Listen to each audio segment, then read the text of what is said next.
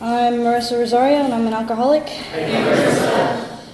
Let's see, it's been a while since I've done this. My sobriety date is March 25th, 2018. I have a sponsor who has a sponsor, and I do not sponsor any women right now, but I'm more than willing. I have a home group where I have a service position, and yep.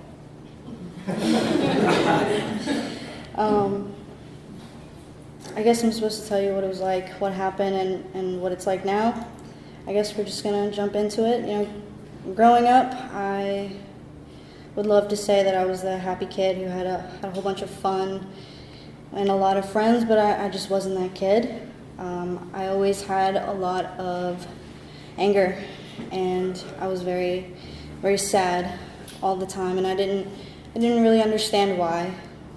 And that used to frustrate me a lot, because I couldn't understand how I could look around at all these kids and even my siblings, and they would be so happy to just have fun and just be where they were, and I just felt empty, right? And I would be angry, and growing up I would get so frustrated.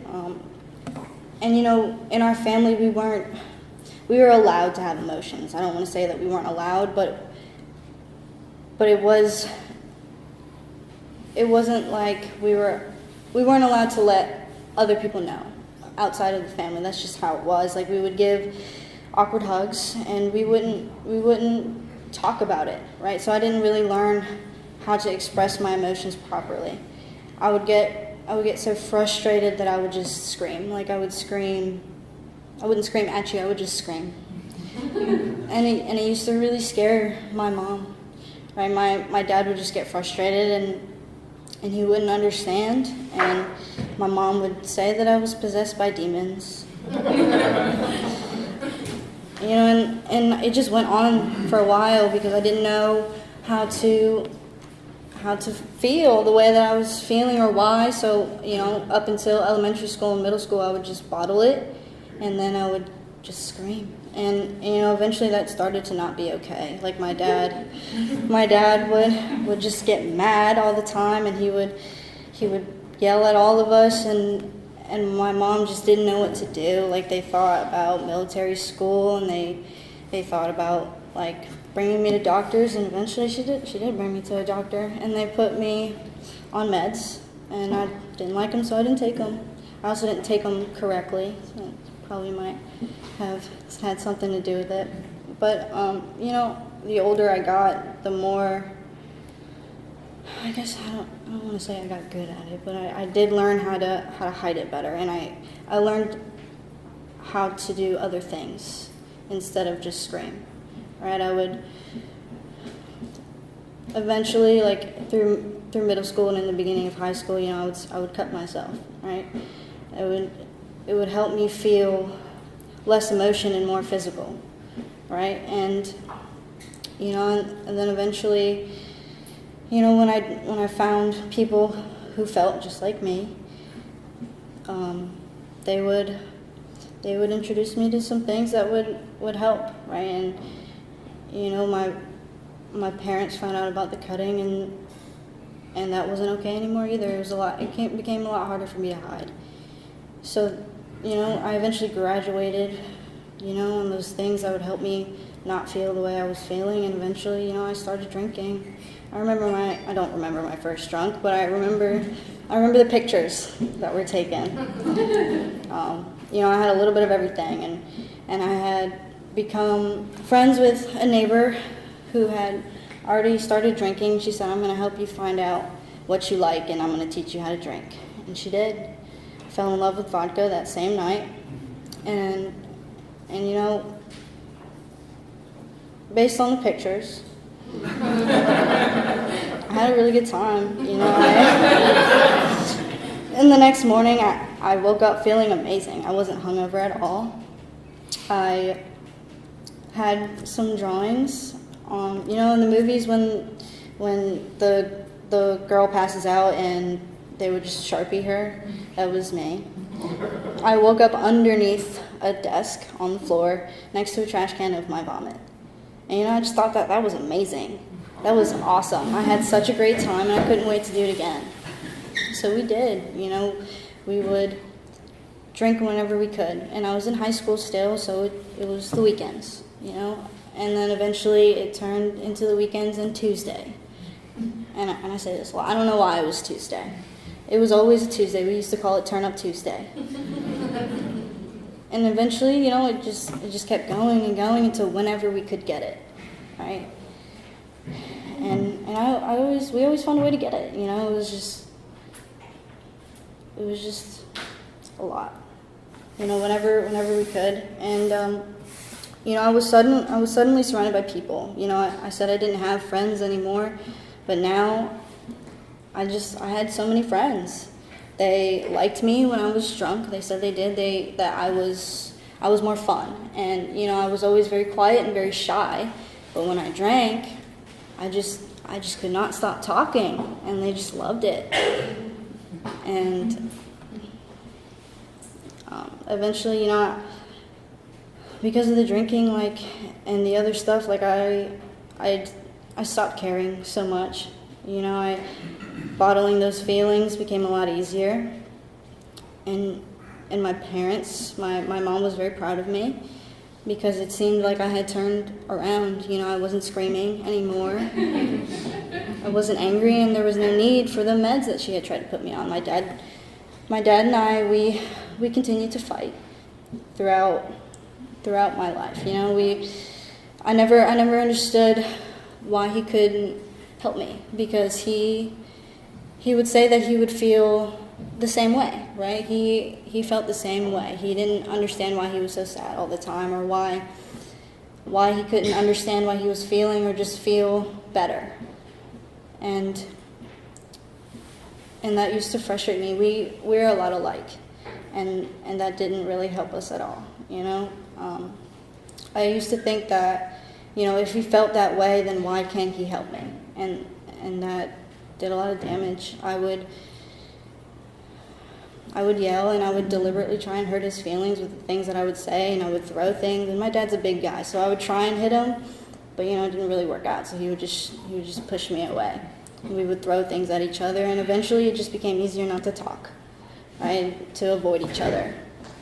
And he seemed okay with it at the time, and I was more than okay with it, because that meant I didn't have to hear anything from him. And my mom just wanted as much peace as possible. My sisters, they just didn't really want anything to do with me anymore, I guess, And I didn't really make an effort to be very present in their lives either. But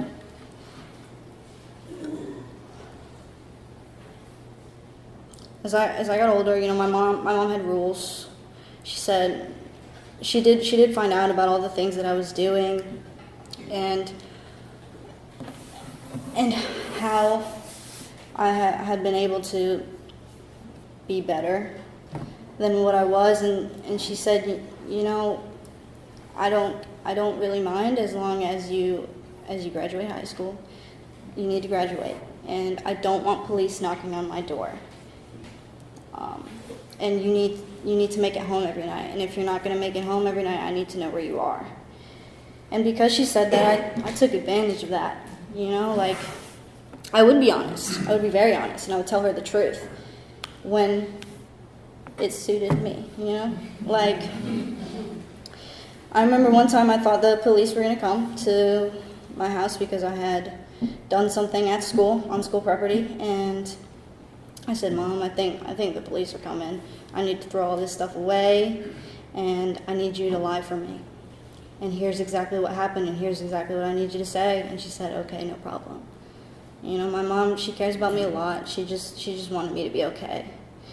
And I remember before she was so mad when she found out, but I'm so manipulative. She said, I need you to convince me why it'll be okay for me to let you do this stuff. So I wrote her a 5-page paper on why I needed to do this, and why this is what makes me happy, and this is how it's going to be. And she was okay with it for a little bit. I did graduate high school. I graduated early. Don't know how.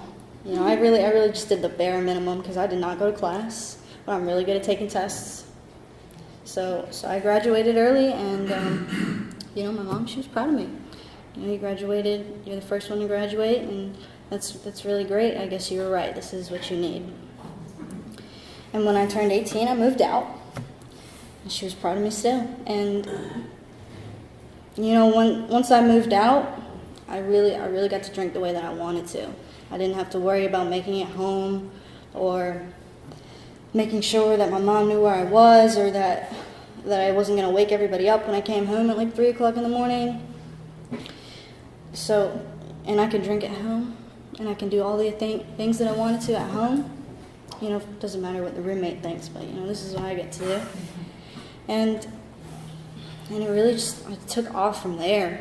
Like I had the job, I had the car, and I had the money, and I had the drink. So I thought life was perfect. I was 18, and I would start drinking. I would start drinking before work. I would drink at work. I would drink after work. And I'm from Holly Springs, right? I grew up in Holly Springs, and then I moved to Raleigh because I needed space. I needed space for my family, and those friends that I had, those people that I was surrounded by, they lived in Holly Springs too, and they might have taught me how to drink, and I may have partied with them, but they did not drink like I did. They didn't understand why I drank the way that I drank, even though we felt the same. And when I would want to hang out with them, they would say, "All right, do you want to come to Holly Springs?" And I'd be like, "I'm drunk, but yeah, I can drive."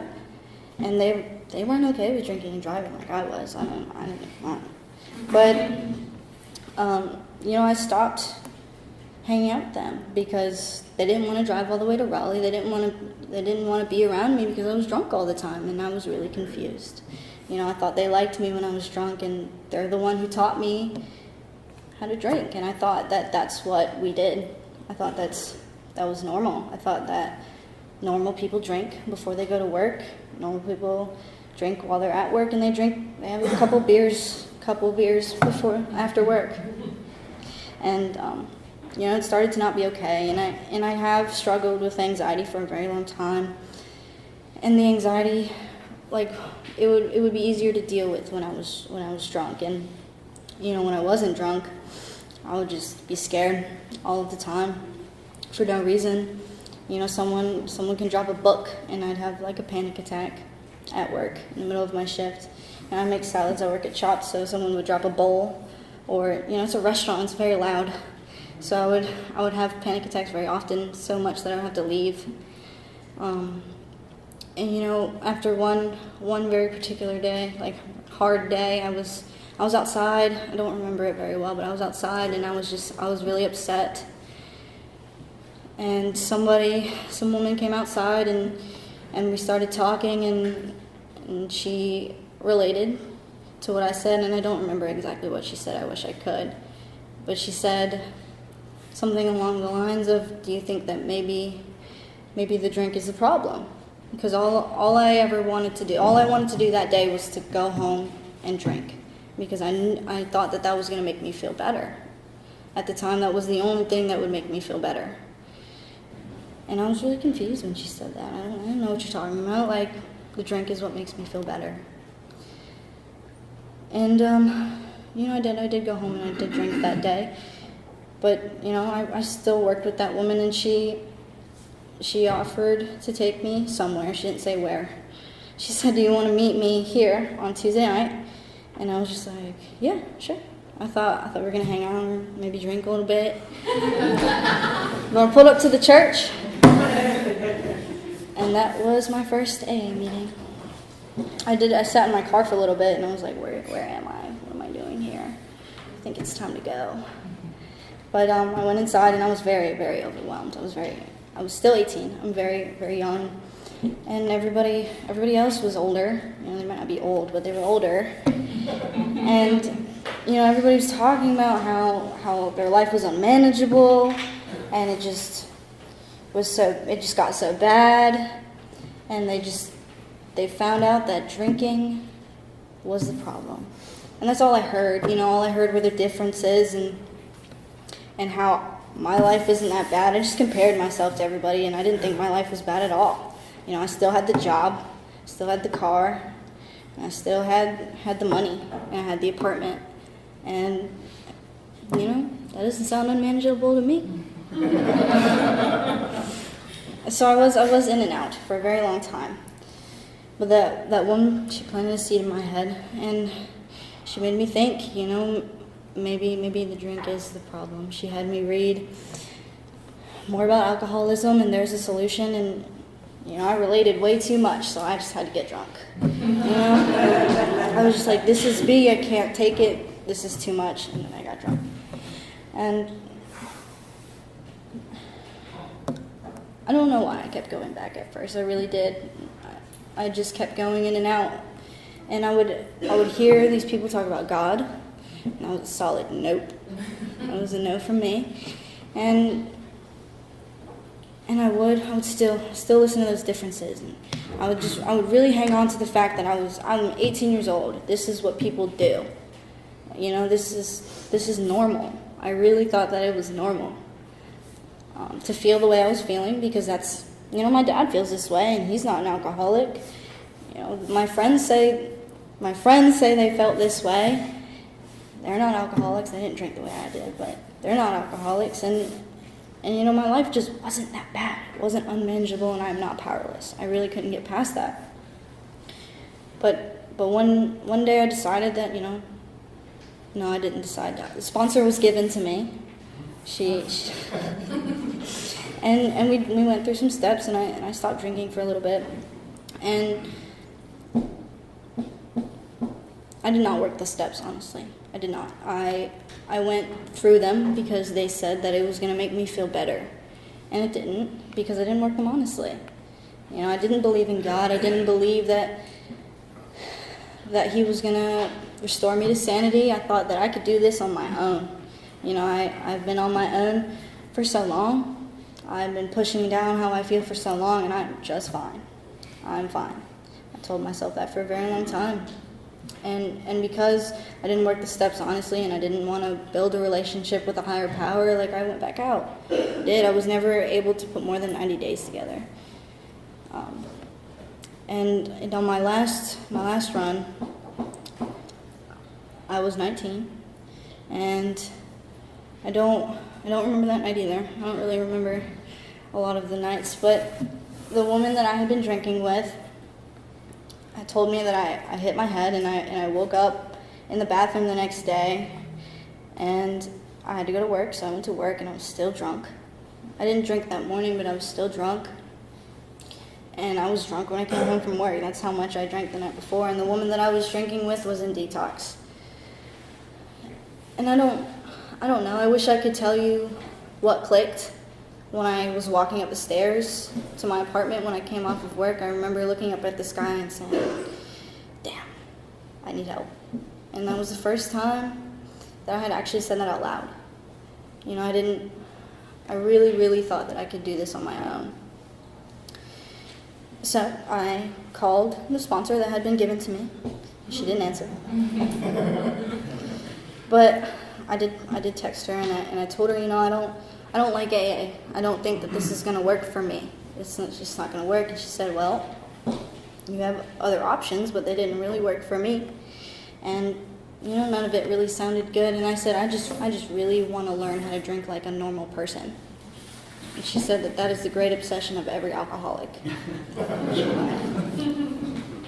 And she makes me so mad. She's always right. She makes me so mad. But I called her again, and she didn't answer. But I left a message, and I asked her if she would be my sponsor again, and she said yes. And I decided that I was gonna work these steps to the best of my ability, and if it didn't work, then I can always go back and drink.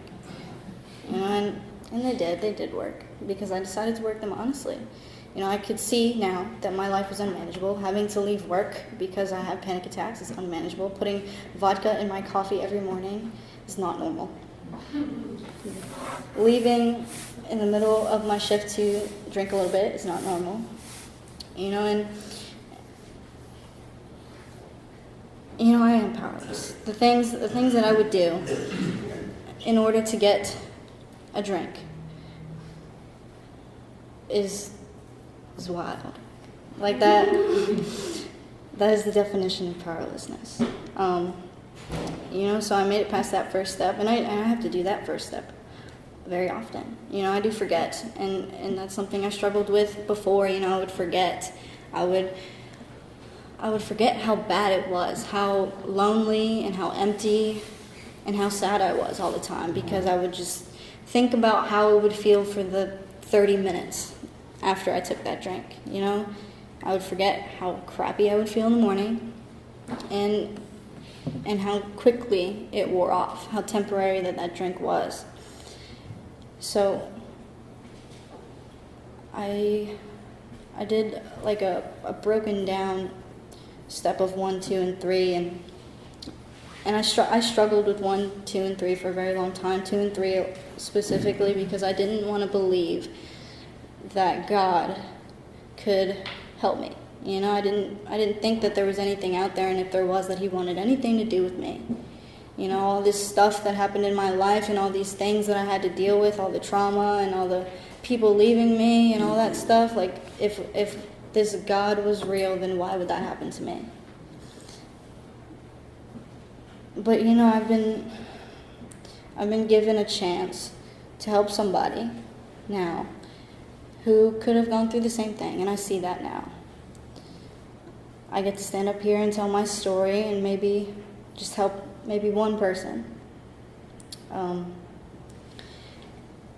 I remember I was struggling with step 2, so I went to a meeting, and it just happened to me on step 2.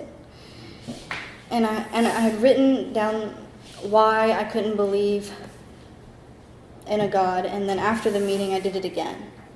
And I still have that paper. It's in my wallet, and I can see the progress in just that one meeting, and hearing other people's perspective on why it's so important that I believe in something bigger than me. And I don't have any anxiety today because I gave it up to God. That's not true. I had a lot of anxiety coming up here. But I'm going to tell my story the way it's supposed to be told. But I don't freak out. If someone's going to drop a book, I'm not going to have a panic attack today. That's progress. But I don't know. I was able to move on with the steps, and step 4 and 5 was hard. It was very, very hard. Like I really didn't think that I had done any harm to anybody. Like I really didn't. I thought that people did harm to me. That's just how my life was. And to be able to put pen to paper and to look at how bad I was really powerful, And I thought I was a terrible person afterwards. After I did that 5th step, I hear a lot of people talk about how they just feel so much better afterwards, and I did not. I felt really bad. But I think that's progress too. Like I didn't care about anybody else before, but now I care a lot about how I treat other people and the things that I say to people. And it's a work in progress. I'm not perfect. And I was able to make amends where it was necessary. I got to make amends to my father. And that was very, very hard. I thought that he had done more harm to me than I had done to him because he didn't treat me like a father should. I didn't treat him like a daughter should,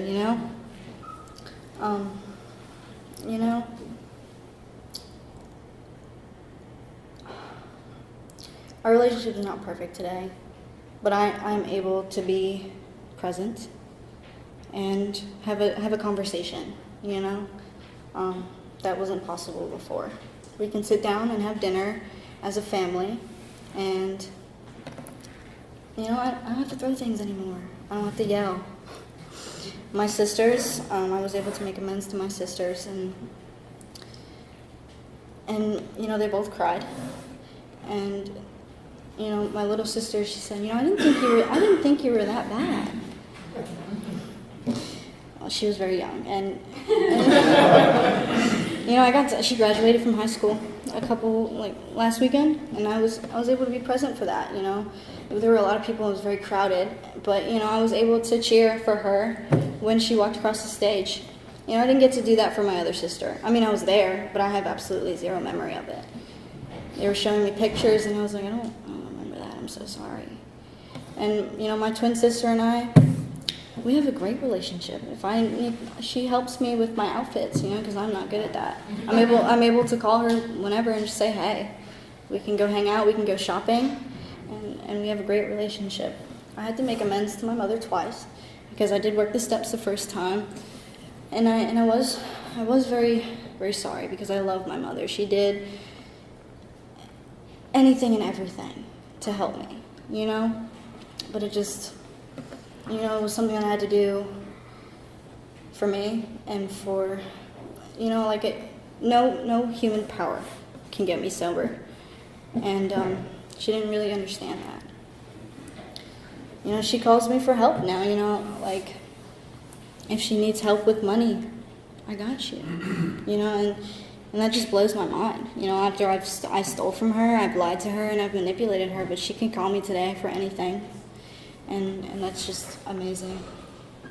The friendships that I've made in these rooms are better than any friends that I thought that I had. I don't talk to many. I think I talked to one of those people that I was friends with and that I surrounded myself with. And, it just, in these rooms I learned what real friendship was. And that woman who planted a seed in my head is sitting in this room, and she's one of my best friends today. I know that I can call the people in these rooms whenever I need them, and they can call me whenever they need something, and that's just powerful to me.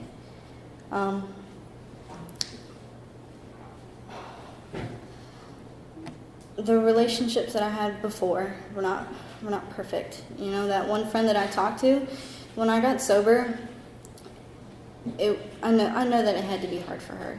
She was my best friend for a very long time, but she's not sober right now. And when I told her that I was going to get sober and that the drink was the problem and that this is what I have to do now. I have to help people, and I have to pray, and I have to do all these things. And she just didn't understand. She didn't understand why I drank, and she didn't understand why I needed AA. When I tried to explain it to her, I said that, I drank because I liked the effect produced by alcohol, and I don't know why I like it so much. I really do. It just made me feel the way I've always wanted to feel, and she called me weak.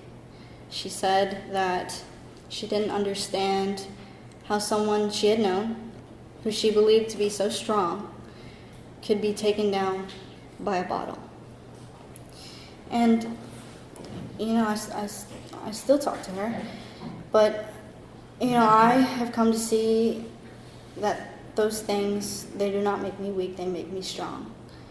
I'm able to help somebody, like I said, in a way that some people just can't. I can relate, and I can offer you a solution like it was offered to me.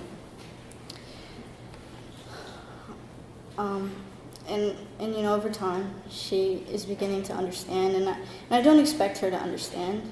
She's not one of us, but we still see each other sometimes, and she's still a very good friend of mine. We probably will be for a very long time. I don't want to ramble, but I'm sorry. That's all I got. Thank you, Steve, for asking me. Thank you.